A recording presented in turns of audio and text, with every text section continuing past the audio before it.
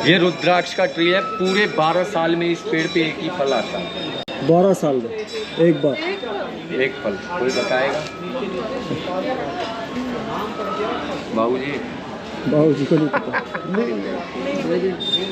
Knowledge नहीं है इस चीज। पूरे 12 साल में इस पेड़ पे एक ही फल आता है, एक मुखी रुद्राक्ष। यही सुना है कि एक मुखी रुद्राक्ष एक आता है, उसको सब रुद्राक्षों में मिला देते हैं। आप सही कह रहे हैं। मैं आपको बता दूं, इस रुद्राक्ष की उत्पत्ति साक्षात भगवान शंकर के आंसुओं से हुई और पूरे वर्ल्ड में रुद्राक्ष 3 जगह पाया जाता है। बताएंगे सर? नेपाल, हाँ नेपाल, काठमांडू।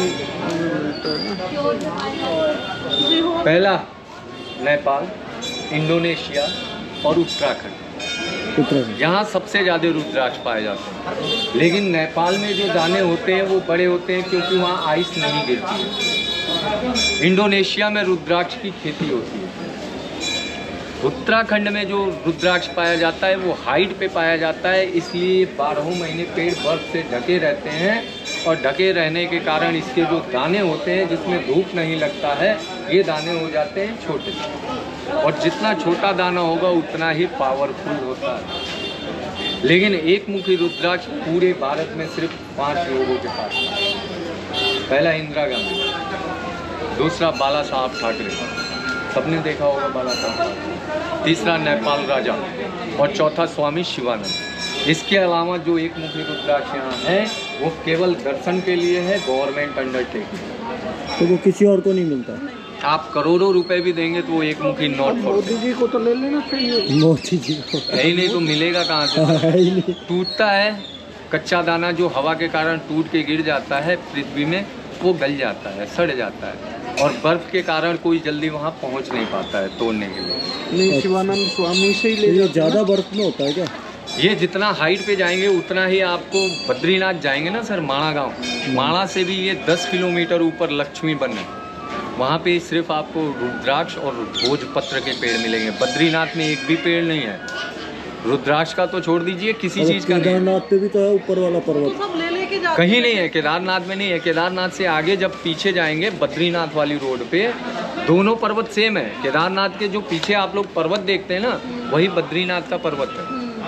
बस अंतर क्या है कि आपको घूम के जाना पड़ रहा है। हाँ, घूम के जाना। तो जब आप 10 किलोमीटर आगे जाएंगे लक्ष्मी वन, वहाँ केवल रुद्राक्ष और भोजपत्र, जिस पे पहले राजा महाराजा लिखते थे, यही 2 चीज़ें होती हैं। लेकिन जो आप यहाँ से लेके मार्केट में देख रहे हैं पूरे भारत में रुद्राक्ष, ये रुद्राक्ष नहीं है, ये रुद्राक्ष है। सब रुद्राक्ष किस नकली नहीं है सर। मैडम ने क्या बोला वही चीज़ अब मैं बता रहा हूँ। ये नकली नहीं है। जो समय से पहले दाने टूट के गिर जाते हैं नेपाल में, यहाँ तो बहुत कम दाने गिरते हैं क्योंकि बर्फ़ में ही डूब जाते हैं। तो इंडोनेशिया में तो वो दाने गवर्नमेंट उठा के मार्केट में नीलाम कर देती है। 10 रुपये 20 रुपये कच्चे दाने। कुछ लोग इसको तेल में भिगो के कवर वाला भी बेचते हैं। कुछ लोग जो मार्केट में आप देख रहे हैं ये कलरफुल है, जिसको लाल चंदन केमिकल लगा करके ये लोग रखते हैं जिससे ये सड़े न, खराब ना हो। और 100 रुपये 150 रुपये, अगर आप 500 रुपये भी देने वाले हैं तो आपको 500 में भी मिल जाएगा। लेकिन जैसे ही आप इसको यूज करते हैं, गले में न पहनते हैं, तो गले के पसीने से ये जब टच होता है तो कलर छोड़ता है और ये बॉडी में इन्फेक्शन पैदा करता है। या आप इसको जैसे ही धुलते हैं इसका केमिकल हट जाता है तो 15 दिन 1 महीने यूज करने के बाद ये दाना सड़ जाता है। लेकिन रियल एक रुद्राक्ष को पकने के लिए मिनिमम 12 महीने का टाइम लगता है। और जो दाना पक जाता है हाथों से तोड़ा जाता है। आप कभी जोशीमठ जाइएगा, नाम सुना होगा। जोशीमठ के पास नहीं, ऊखीमठ अलग है, गंगोत्री में है। जोशीमठ बद्रीनाथ में है। जोशीमठ में आदि गुरु शंकराचार्य का बहुत बड़ा आश्रम है, जहाँ ये दाने तोड़ के वहाँ के पुजारी ऊपर से लाते हैं। एक एक दाने का लैब टेस्ट होता है और इसको शुद्धिकरण किया जाता है। लैब टेस्ट करने के बाद आश्रम गवर्नमेंट के अंडर दे देती है। तो गवर्नमेंट इसको क्या करती है, 5 मुखी 6 मुखी 10 मुखी सेल करती है। लेकिन हर एक मुखी का अलग अलग कार्य है। कहते हैं ये जो पंचमुखी की माला होती है ये 3 कामों में आता है। पहला मेडिसिन, दवा की। बताएगा कोई? आप लोगों ने सुना होगा पहले के जो तो ये पंचमुखी है सर, पंचमुखी अंकल ने पहन रखा है अंकल। और 30 से लिया था ये? गुरु ने दिया था यार। अच्छा, गुरु ने दिया था क्या? प्लास्टिक है। प्लास्टिक है। अब वो कुछ भी हो गए। गुरु ने दिया है, पहने हैं, ठीक है, लेकिन ये प्लास्टिक है, आप आग में डाल दीजिए जल जाएगा, जल के प्लास्टिक की तरह आ जाएगा। अब वो कुछ भी होगा। बाबू जी मैं गलत नहीं बता रहा हूँ, हाँ, वो सही है, आपने पहना है, अच्छी बात है, गुरु ने दिया आपके लिए। अब इस दाने में और इस दाने में अंतर देखिएगा सर। ठीक है। ये चिकना लगेगा आपको, ये चिकना लग रहा है ना। ये 30-35 साल हो गए हाँ, पहने हुए मेरे। ये रुद्राक्ष ऐसा होता है ना, कोई बात नहीं। ये जितना आप इसको पहनेंगे ना, पहन लिए हैं, पहने ये रहिए। ऐसी माला भी थी मेरे पास और निकाल यहीं दो। से 1000 रुपये में ली तो थी। ये कोई राशि के भी हिसाब से होता है? नहीं सर, वही चीज़ मैं आपको बता दूं, आपने पहना है, अच्छी चीज़ है। पंचमुखी इसलिए लोग यूज करते हैं, हमारा जो शरीर है ये 5 तत्वों से मिल के बना है, लेकिन ये एक दाना जितना बड़ा होगा उतना ही पावर कम होता है। लेकिन 108 दाने की जो माला होती है, आप लोगों ने सुना होगा, हमारे पूर्वज ने कहा है कि सुबह उठ के तांबे के जग से पानी पिया जाए। बिल्कुल। ये मैं नहीं कह रहा हूँ, पूरा। सभी बोलते हैं आता हूँ। और इस बात को प्रमाणित किया है आदि गुरु शंकराचार्य ने। रोज रात में तांबे का जग लें या मिट्टी का लोटा, यही 2 बर्तन शुद्ध माने गए।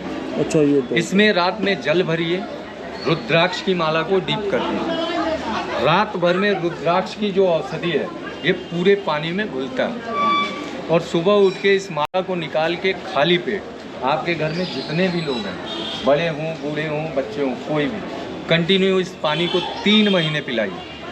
इससे 5 बीमारी कंट्रोल होती है।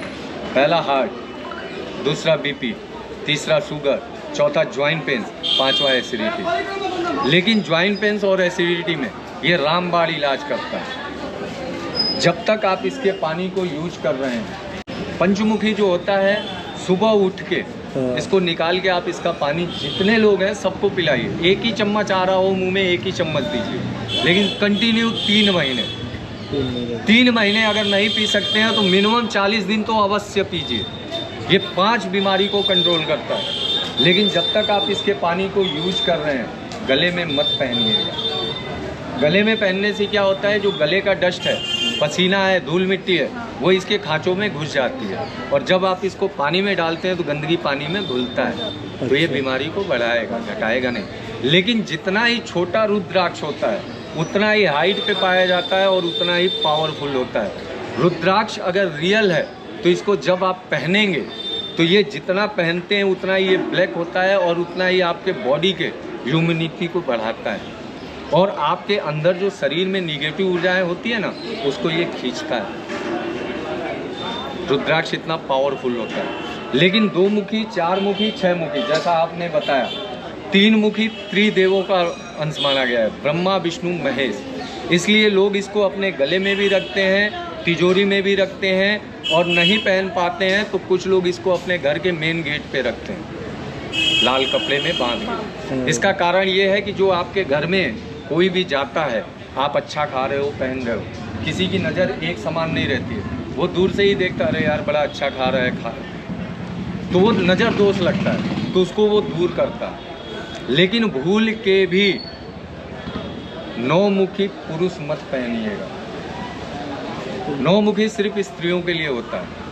ओनली फॉर गर्ल्स, ध्यान रखना 9 मुखी भाई। जो रुद्राक्ष, यस मैम, 9 मुखी ओनली फॉर गर्ल्स। 9 मुखी जब माता सती ने अपने आप को राजा दक्ष प्रजापति के यज्ञ कुंड में आहुति दी थी, तो उनके पार्ट को लेकर इस ब्रह्मांड में भगवान शिव 12 दिन घूमे थे, और उन 12 दिनों में जो 51 शक्ति पीठ हुए थे वो उसके अंदर वास करता है, और 9 देवियां वास करती है। इसीलिए 9 मुखी बहुत ही पावरफुल होता है। लेकिन 10 मुखी, 1 मुखी आपको मिलेगा ही नहीं, इसकी जगह लोग 10 मुखी यूज करते हैं। 10 मुखी जो लोग अपना बिजनेस करते हैं, व्यापार करते हैं, वो लोग इसको पहनते हैं। लेकिन 10 मुखी जो लोग पहनते हैं, कभी अगर उनके ऊपर आपदा आती है तो वो दाना टूट जाता है, इतना पावरफुल होता है 10 मुखी। अपने आप पैसा तो आपका चला गया, पैसा आपका नुकसान हो गया, लेकिन संकट आपके खींच लिया, टल गया।